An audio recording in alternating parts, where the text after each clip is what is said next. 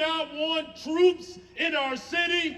We will not allow our cities to be occupied. It has been a busy 7 days for Mayor Brandon Johnson. He addressed the massive No Kings rally crowd Saturday, just days after introducing his 2026 budget proposal. Now, that proposal aims to close a $1 billion budget hole without raising property taxes. And Mayor Johnson joining me now in studio live to talk rally and to talk money.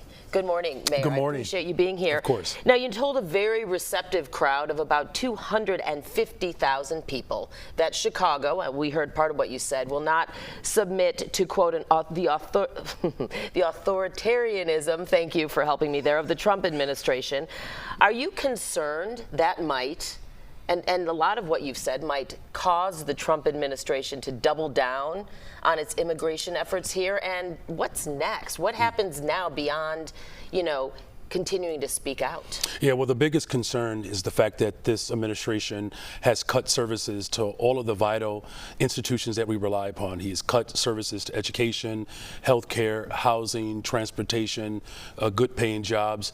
And so the Trump's cuts have caused tremendous harm across this country, and particularly here in Chicago. And so what my budget has put forth is protecting of all Chicagoans. And so again, my responsibility is to make sure that every single Chicagoan is protected. And then I'm going to use every single tool that's available to me, whether it's the courts, litigation, executive orders, but it really requires everyone to come together to take our protest to the streets to demand that this government responds to working people in our interest. Before we move on to more budget-related questions, going back to immigration enforcement and the Trump administration, I mean, this is a president who, if somebody pushes back, he sometimes pushes back even harder. So are you concerned about that? And what would you just say to some people who believe that maybe the city and the state should work with the feds in some way?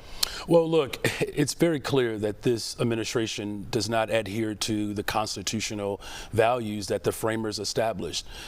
Every single court case that we have taken forward, the courts have ruled in our favor. Here's the bottom line, is that this president has stepped outside of the parameters of the Constitution. And as he pushes, it's important that working people push back.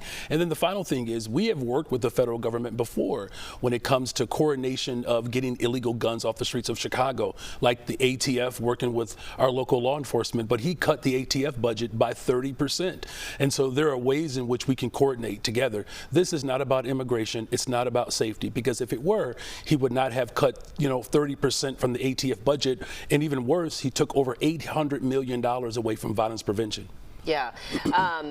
And I know even as you were speaking, well, maybe not exactly at the time, but there was a crackdown, an immigration enforcement action at O'Hare Airport, too.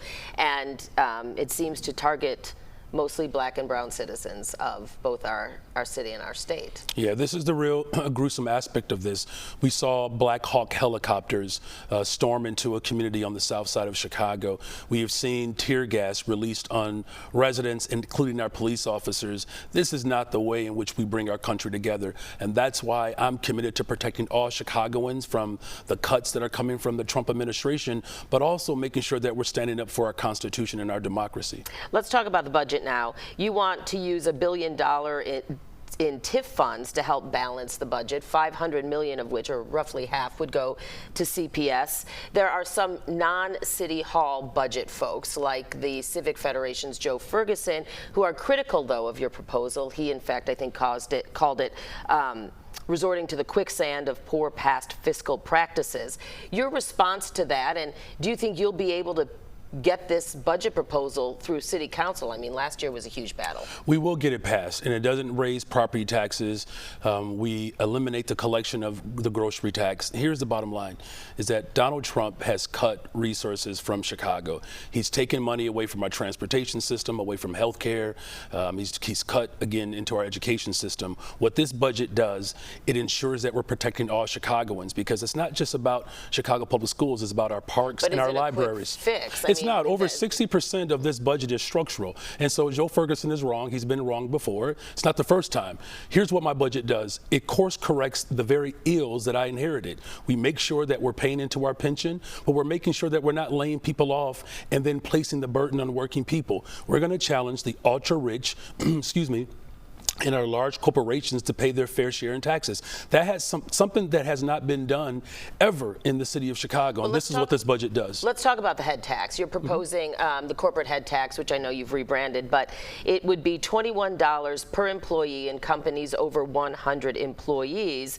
That's almost 4 times what it was when Mayor Rahm Emanuel scrapped it. Are you concerned about a business community pushback and also about a fight in City Hall over that one item?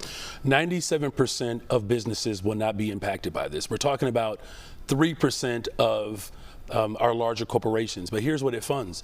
It ensures that we're providing mental and behavioral health care services for our police officers.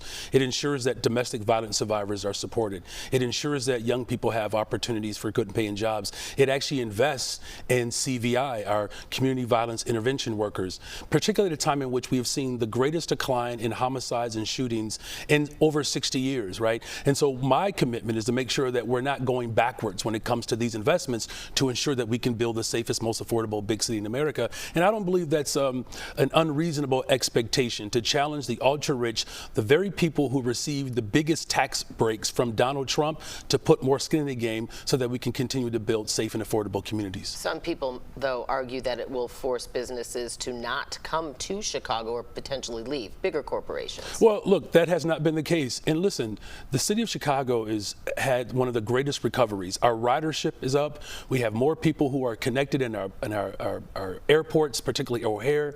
We just saw the greatest summer in the city of Chicago with hotel occupancy. We're talking about $900 million of new revenue, $20 billion impact. There's a good reason to stay in Chicago, is because we're building a safe and affordable one. And so that's what I'm counting on the residents of this city to get behind this budget, to challenge the ultra-rich to pay their fair share, but also to make sure that we're protecting all Chicagoans from the cuts that are coming from the Trump administration. Okay. Mayor Brandon Johnson, thank you for joining me bright and early this morning. Yes. You know I could sit here and talk to you for another hour about this, but I'll come back, I promise. I appreciate that. I hope you will. I will. All right. Thank you you so much, Mayor Brandon Johnson, as always, for your time this morning. I know you're quite busy these days.